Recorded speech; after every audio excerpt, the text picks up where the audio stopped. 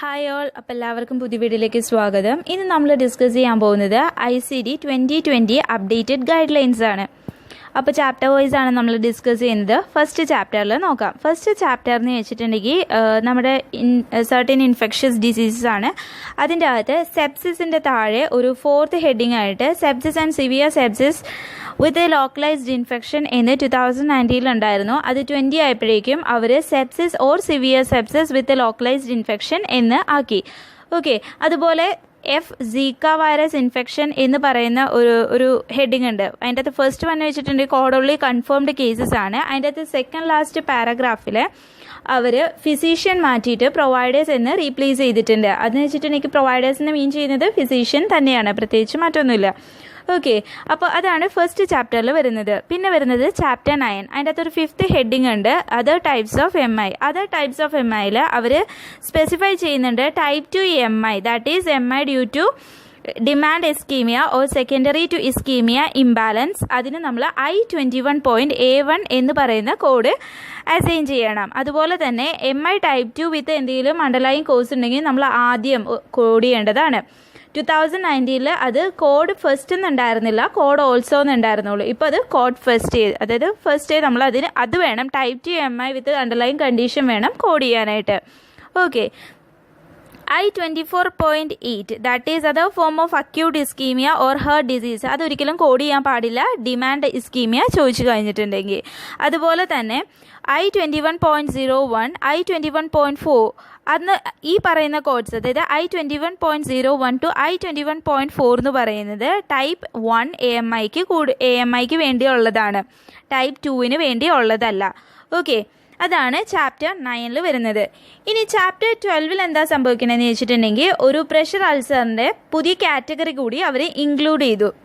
ഒരു ന്യൂ കോഡാണ് ഇൻക്ലൂഡ് ചെയ്തേക്കുന്നത്. പ്രഷർ അൾസർ കാറ്റഗറി ആയിട്ട് ഒരു പുതിയ കോഡ് വരെ ഇൻക്ലൂഡ് ചെയ്തിട്ടുണ്ട്. അത് സെക്ഷൻ 1C12A1 എന്ന് പറയുന്ന സെക്ഷൻ. അതിൻ്റെ അകത്ത് നമ്മൾ പറഞ്ഞു വരുന്നു പ്രഷർ അൾസർ സിവിയറിറ്റി അനുസരിച്ച് ഡിഫറെൻറ്റ് സ്റ്റേജസ് ഉണ്ടെന്ന്. സ്റ്റേജസ് 1 to 4 വരെയുണ്ട്. അത് കൂടാതെ അൺസ്പെസിഫൈഡ് സ്റ്റേജ് ഉണ്ടായിരുന്നു, അൺസ്റ്റേജബിൾ ഒക്കെ ഉണ്ടായിരുന്നു. നമ്മൾ പ്രഷർ അൾസറിൻ്റെ ചാപ്റ്റർ എടുത്തപ്പോൾ അത്രയാണ് നമ്മൾ പറഞ്ഞിരുന്നുള്ളൂ 2019. പക്ഷേ അത് 2020 ആക്കിയപ്പോൾ അവരെന്തുകൂടി ആഡ് ചെയ്തു, ഡീപ്പ് ടിഷ്യൂ പ്രഷർ ഇഞ്ചുറി എന്ന് പറയുന്ന ഒരു സെക്ഷനും കൂടി ആഡ് ചെയ്തിട്ടുണ്ട്.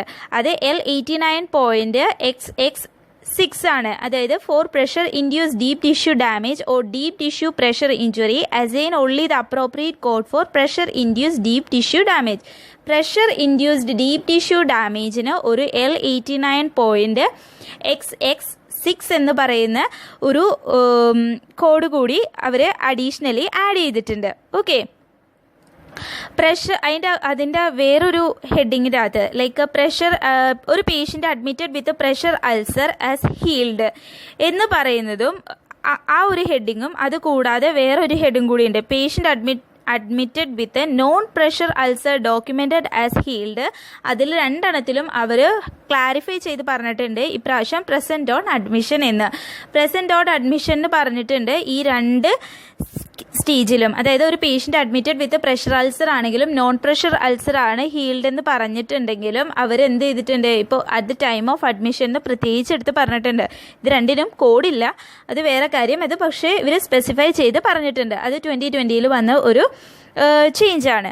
ഓക്കെ, ഇനി നമുക്ക് ചാപ്റ്റർ 15 നോക്കാം. ചാപ്റ്റർ 15 പ്രഗ്നൻസി, ആ മെറ്റേണൽ ഇതിന് റിലേറ്റഡ് ആയിട്ടുള്ളതായിരുന്നു. അതിലെന്താ ചേഞ്ച് വന്നേക്കുന്നതെന്ന് വെച്ചിട്ടുണ്ടെങ്കിൽ, അതായത് പെരിനേറ്റലിനെ അവർ പോസ്റ്റ് നേറ്റലായിട്ട് റീപ്ലേസ് ചെയ്തിട്ടുണ്ട്. നോർമൽ ഡെലിവറി പെരിനേറ്റൽ എന്ന് പറയുന്നത് അത് പോസ്റ്റ് നേറ്റൽ എന്ന് പറഞ്ഞ ഒരു വേർഡിങ്സിലേക്ക് അവർ റീപ്ലേസ് ചെയ്തിട്ടുണ്ട് ചാപ്റ്റർ 15 ഉള്ളത്. ഓക്കെ,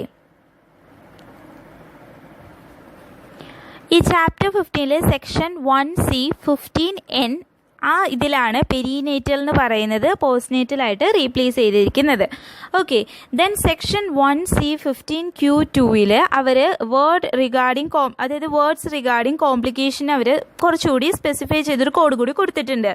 അതായത് ഈ ഒരു paragraph, if the patient has a specific complication associated with a spontaneous abortion or elective termination of pregnancy, in addition to routine products of conception, as in the appropriate complication code, 004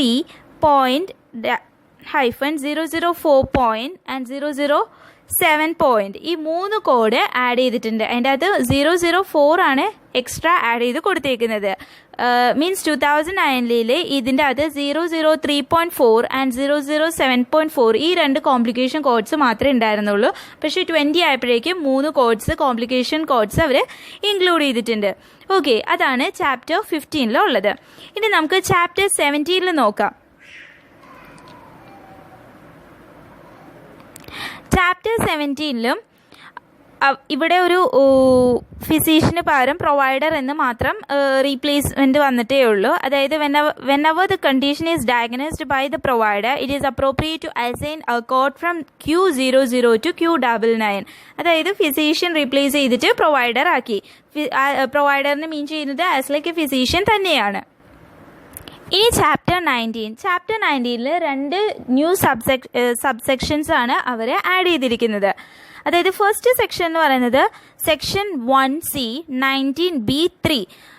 അത് cover ചെയ്യുന്നത് ലാട്രോജനിക് injuries ആണ്. അതായത് ലാട്രോജനിക് injury എന്ന് മീൻ ചെയ്യുന്നത് അതായത് injury from medical treatment, ഒരു medical treatment കൊണ്ട് ഉണ്ടായ ഒരു ഇഞ്ചുറിനെയാണ് അവർ ലാട്രോജനിക് ഇഞ്ചുറി എന്ന് പറയുന്നത്.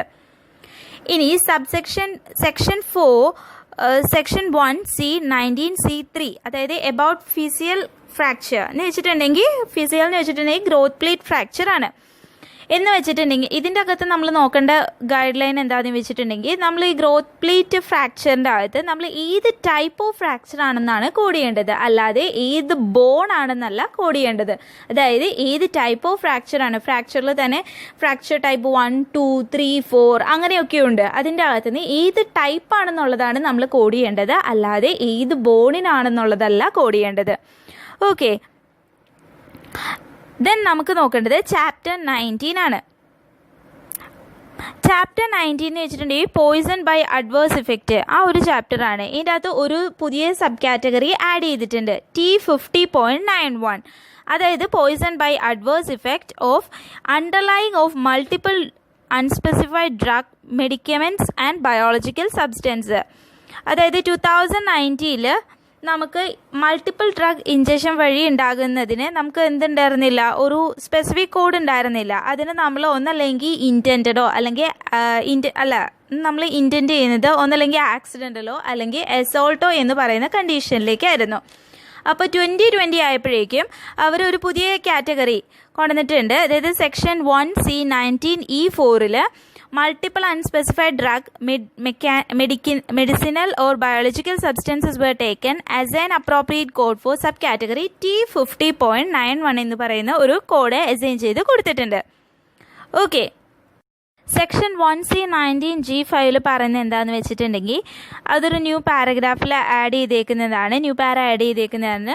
കോംപ്ലിക്കേഷൻ നമുക്ക് കോഡ് ചെയ്യണം. ഡിഫറെൻറ്റ് ബോഡി സിസ്റ്റത്തിലുള്ള കോംപ്ലിക്കേഷൻ ആഡ് ചെയ്യണം. ബോഡി സിസ്റ്റം എന്ന് ഉദ്ദേശിക്കുന്നത് like ear and mastoid process, eye and adnexa, അതുപോലെ തന്നെ നെർവസ് സിസ്റ്റം, അങ്ങനെ ഡിഫറെൻറ്റ് ബോഡി പാർട്സിലുള്ള കോംപ്ലിക്കേഷൻസ് കോഡ് ചെയ്യണം എന്നുണ്ടെങ്കിൽ ലൈക്ക് ഇൻട്രാ ഓപ്പറേറ്റീവും post operative procedural complication code ചെയ്യണം എന്നുണ്ടെങ്കിൽ നമ്മൾ ഈ ചാപ്റ്റേഴ്സിൽ നിന്ന് വേണം, അപ്രോപ്രിയേറ്റ് ചാപ്റ്റേഴ്സിൽ നിന്ന് വേണം നമ്മൾ കോഡ് ചെയ്യാനായിട്ട്. അതായത് example vascular intra operative or post procedural complication code ചെയ്യണമെന്നുണ്ടെങ്കിൽ നമ്മൾ ചാപ്റ്റർ 19 വേണം കോഡ് ചെയ്യാൻ. Because it is A circulatory system. ഇപ്പോൾ റിലേറ്റ് ചെയ്യുന്നത് അങ്ങോട്ടാണ്.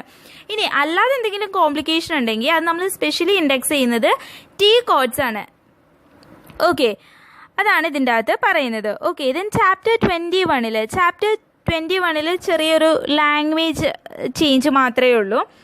അത് 2019 BMI code should only be assigned when the associated diagnoses such as overweight obesity meets the definition of a reportable diagnosis. 2020 BMI code should only be assigned when there is an associated or reportable diagnosis such as obesity.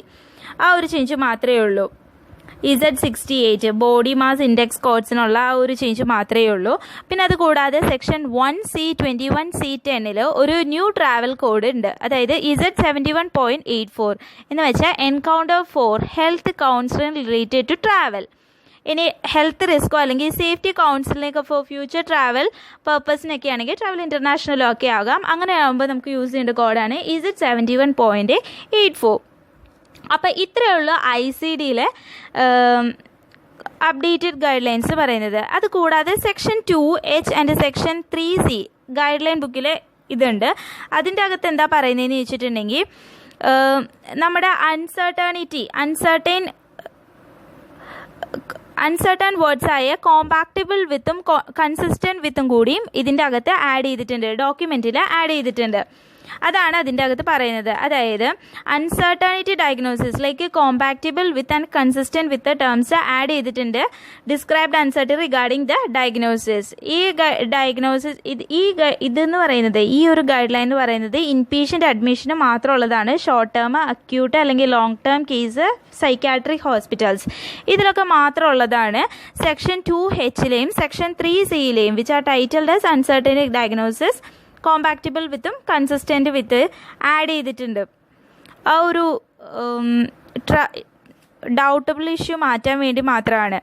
Okay, then section 4Hൽ അതായത് out പേഷ്യൻറ്റിലും ഈ uncertainty words like consistent വിത്തും compactable വിത്തും add ചെയ്തിട്ടുണ്ട്. പക്ഷെ ഇത് code ചെയ്യാൻ പാടില്ലാത്ത ഒരു do not code the diagnosis documented as portable, suspected, questionable, rule out, consistent with or compatible with or working diagnosis or other similar terms indicating uncertainty.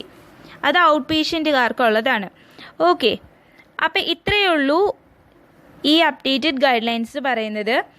അപ്പോൾ അടുത്ത വീഡിയോ നമുക്ക് ഏതൊക്കെ കോഡ്സ് ആഡ് ചെയ്തു, ഡിലീറ്റ് ചെയ്തു എന്നുള്ളതിനെ കുറിച്ച് ഡിസ്കസ് ചെയ്യാം. അപ്പോൾ ഇത്രയേ ഉള്ളൂ ഇന്നത്തെ വീഡിയോ എന്ന് പറയുന്നത്. ഇഷ്ടമായിട്ടുണ്ടെങ്കിൽ ലൈക്ക് ചെയ്യുക, ഷെയർ ചെയ്യുക, സബ്സ്ക്രൈബ് ചെയ്യുക. അപ്പോൾ താങ്ക് യു.